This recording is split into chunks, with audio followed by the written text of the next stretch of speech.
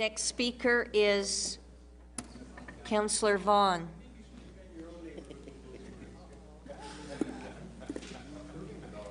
This was.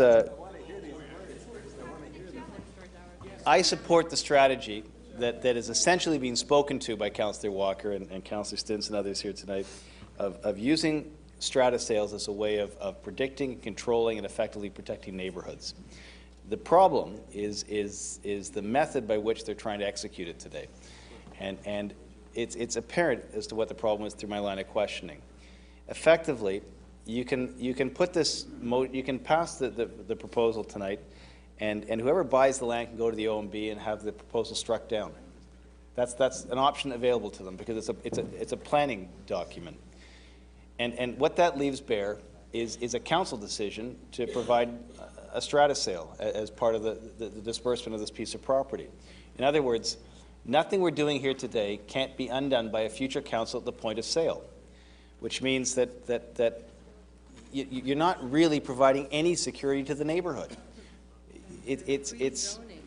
But what you are doing is you're pre-zoning the land at 40 meters, which means there is no planning argument you could ever put in place from the City Council that would say 40 meters, 40-story buildings are unacceptable. And the interesting thing about that is that as a developer, I think you'd have a pretty good case not to pay any Section 37 dollars, which means all the community benefits at grade would disappear as a part of that process.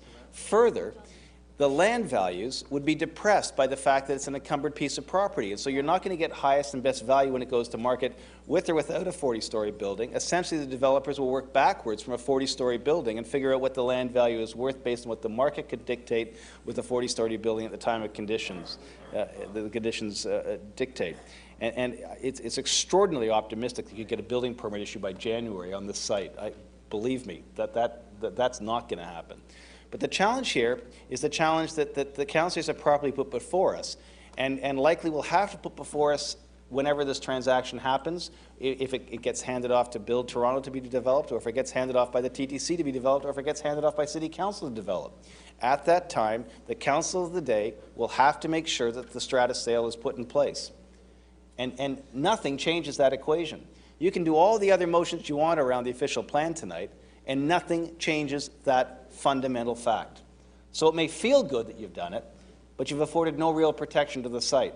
But what you have done through your actions is undermined the economic opportunity that the city needs to realize on that property to make sure that all the at-grade amenities that are talked to in this document come to life, and that all the other investments required to sustain and reconstruct that TTC station come to life, and as well that the Section 37 dollars that you're going to require out of this process actually come to life as well.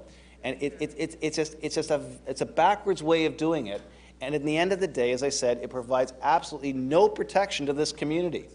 But as I stand here today, and if I'm here when the decision comes forward, I understand what the neighborhood's looking for. They can live with a 40-story building. They've asked us to make sure that when it comes forward, that's reminded to us in the documents that Planning and Growth passed. And I commit to you, and I think many of us around the table, understanding the pressures that a building like that in this neighborhood pose, will support you on it. But this is just not the right way to do it. And what really blows my mind on this is that you've got, some councillors here, when you support a local theatre, say that's a terrible use of money to support a neighborhood, and we can't spend any, we have to sell that building as quickly as we can, get it out the door and get the money in the bank and spend it on fixing potholes. And yet sometimes when it's in their ward, all of a sudden they back off and they suggest, you know what, we need to do it differently here because there are sensitivities you don't understand as a local community. I appreciate those sensitivities, and as I said, I commit myself to protecting and speaking towards those sensitivities as outlined in this planning document. But the other thing which really, I think, above all, really I don't understand, is why we would trust the OMB to defend our city's interests more than our colleagues on council.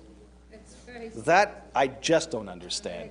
And the reality is the OMB, and I say it one last time for emphasis, the OMB can strip this from the document, at which point you're back to trusting your colleagues on council. That's where this decision will lie. That's who's got carriage of this issue. It's our property. We just need to trust each other, have the discipline to protect this neighborhood. And as I said, I, as one of the councillors who believe in this strategy, We'll protect that position as it goes forward, but now is not the time.